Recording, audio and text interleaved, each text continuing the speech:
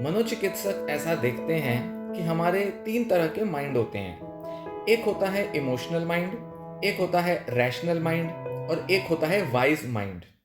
Emotional mind वो होता है जो कि हमारे फीलिंग्स और इमोशंस की वजह से होता है। मतलब ये एक ऐसा माइंड होता है जो कि भावनाओं से भरा रहता है। इसमें बहुत सारी नेगेटिविटी और पॉजिटिविटी रहती है। इमोशंस बहुत ज़्यादा हावी हो सकती हैं। नेगेटिव थॉट्स आती हैं। एक ऐसा माइंड जो कि अपने एनवायरनमेंट पर बहुत ज़्यादा रिएक्शन देता है, जो अपने इमीडिएट एनवायरनमेंट से अफेक्ट हो सकता है, जिसको कि बाहर से स्टिमुलस मिलता है और वो एकदम उस पर इम्पैक्ट हो जाता है।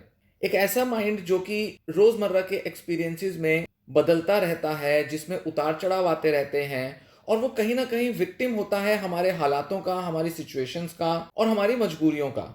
तो चाहे आसपास किसी तरह का तनाव चल रहा हो, किसी तरह की परेशानियां आ रही हो, तो एक पर्सन के माइंड में इमोशनल चेंजेस आएंगे।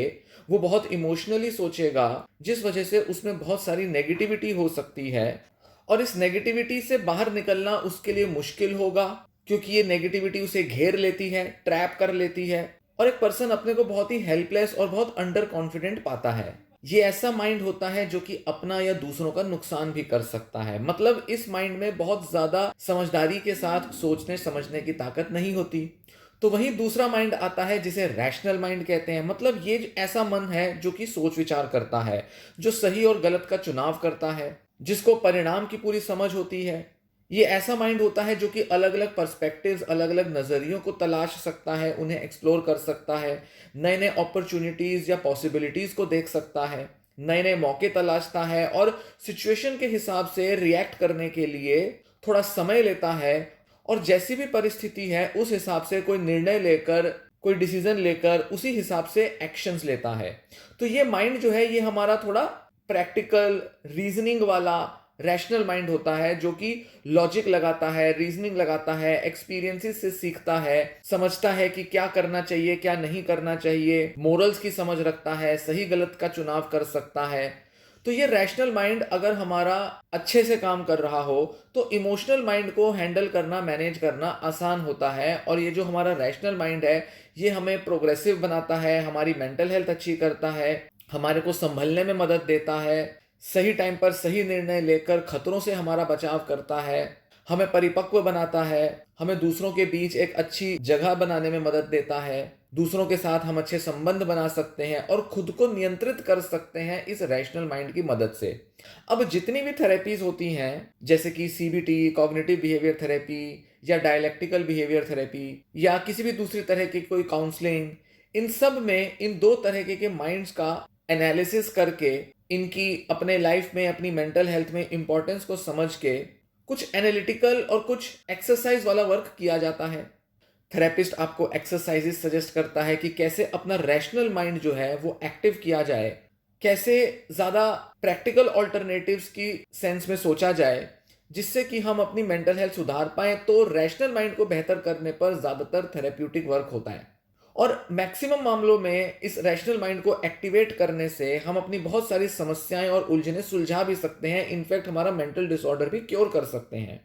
पर होता क्या है कि भले ही हम कितना ही मेंटल हेल्थ के इश्यूज को मैनेज क्यों ना कर लें, भले ही हम कितना ही खुद को हैंडल करना सीख ही क्यों ना जाएं, भले ही हम एक एपिसोड से अपने को हील करके बाहर ही क्यों ना निकल चुके हों, पर फिर भी अक्सर लाइफ की परेशानियां, लाइफ की जो दुविधाएं हैं और मेंटल डिसऑर्डर का आना जाना जो है वो लगा रहता है, जिस वजह से हमारी जो सीखी हुई स्ट्रेटजीज हैं, सीखे हुए तरीके हैं, रैशनल थिंकिंग है, कई बार काम नहीं करती, कई बार वो हमारा साथ नहीं देती, हमें सही से गाइडेंस नहीं देती, जिस वजह से हमारा इमोशनल माइंड दोबारा से हावी हो जाता है। और कई बार तो हालात इतने बुरे होते हैं कि अच्छे से अच्छा रैशनल माइंड भी हमारा काम नहीं करता और इमोशनल माइंड हावी हुआ रहता है।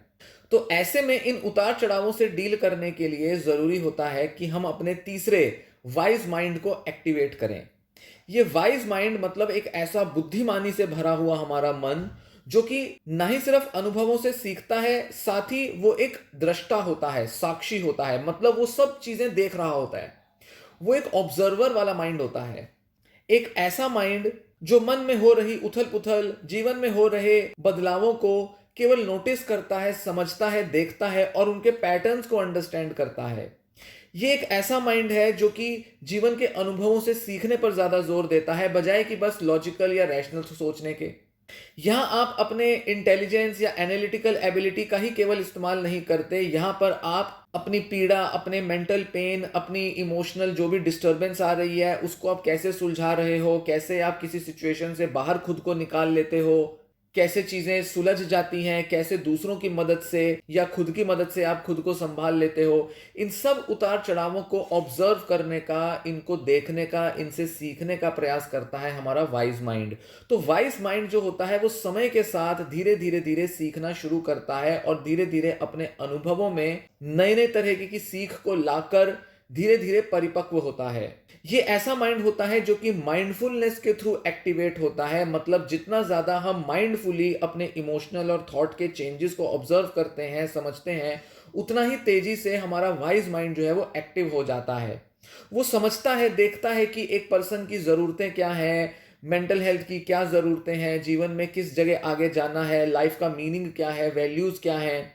वो हर तरह से टोटैलिटी में खुद को एनालाइज़ करने का, खुद को देखने का प्रयास करता है हमारा वाइज़ माइंड।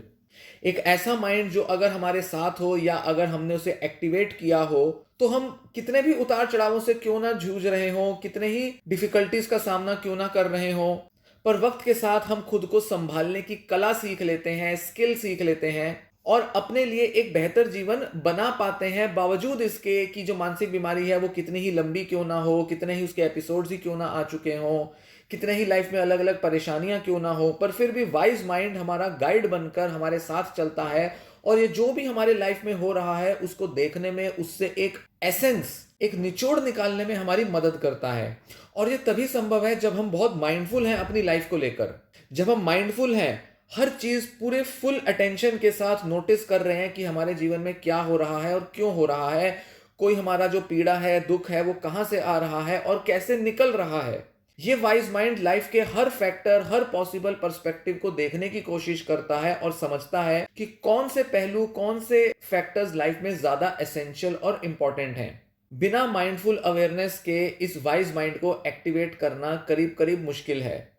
जो लोग बहुत माइंडफुल नहीं होते वो सालों तक, कई दशकों तक एक ही तरह की समस्याओं से जूझते रहते हैं, अपना और दूसरों का नुकसान करते रहते हैं, मानसिक स्वास्थ्य दिन ब दिन बिगड़ता जाता है, रिलैप्सेस बहुत ज़्यादा होते हैं, इलाज भी काम नहीं करते क्योंकि उनका वाइज माइंड एक्टिव नहीं है, वो अपने जीवन को ऑब्जर्वर की तरह नहीं देख रहे हैं। और जब ये माइंड फुल फोर्स में होता है तो हम आसानी से अपनी मेंटल हेल्थ की प्रॉब्लम्स को भी सुलझा देते हैं और धीरे-धीरे इससे बाहर भी आ जाते हैं।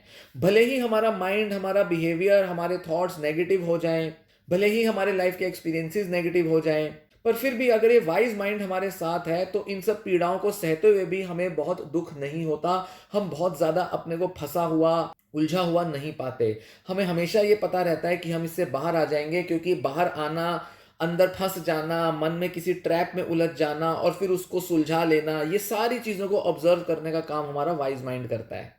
तो इस वाइज़ माइंड को एक्टिवेट करना ज़रूरी है और इसके नए-नए अनुभवों से जीवन में आगे बढ़ना ज़रूरी है।